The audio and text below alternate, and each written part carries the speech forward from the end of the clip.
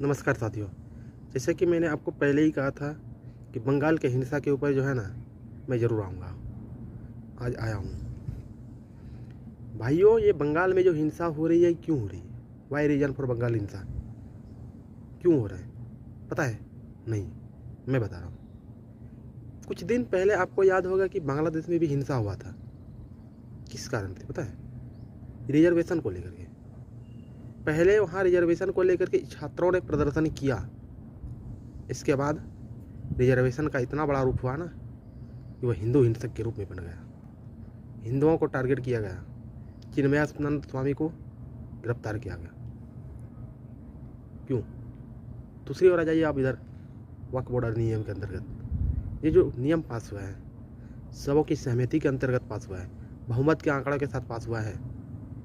इसके बाद भी विद्रोही करने के लिए नहीं मान रहे। क्यों भाई? ये देश सबका है। मैंने कभी नहीं कहा कि आपका नहीं है। जो नियम है, सुधार होता है। अच्छी सुधार दी तो की गई है। कौन सा गलत है? अगर गलत है तो मुझे पता नहीं है। मैं इसके बारे में ज़्यादा नहीं पढ़ा हूँ, नहीं जानता हूँ। परंतु ये जो हिंसक जो हो रही है बंगाल के रूप में, बिहार के रूप में, झारखंड के रूप में, क्यों? मैं बिहार के रूप में क्यों बोला? मैंने बंगाल के रूप में बोला, पता है? क्योंकि समस्या है कि हिंसा क्यों, कैसे समाप्त होगी भाई? कहते हो हिंदू मुस्लिम भाई भाई। क्या है हिंदू मुस्लिम भाई भाई? यही है। आप पश्चिम बंगाल के मुर्शिदाबाद के धुलियान क्षेत्र से हिंदुओं का पलायन हो रहा है। क्या ये हिंदू हिंदू भाई भाई का ही प्रमाण है?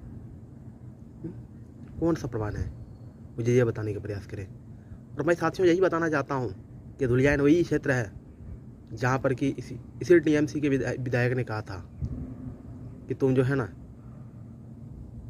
तुम 40% हो, हम 60% हैं। हम काट करके भागीरथी नदी में बहा देंगे। जो on the spot, on the camera इसका बयान रिकॉर्डेड है। आप चाहे तो न्यूज़ के ऊपर इसको सर्च मार करके देख सकते हैं। क्यों?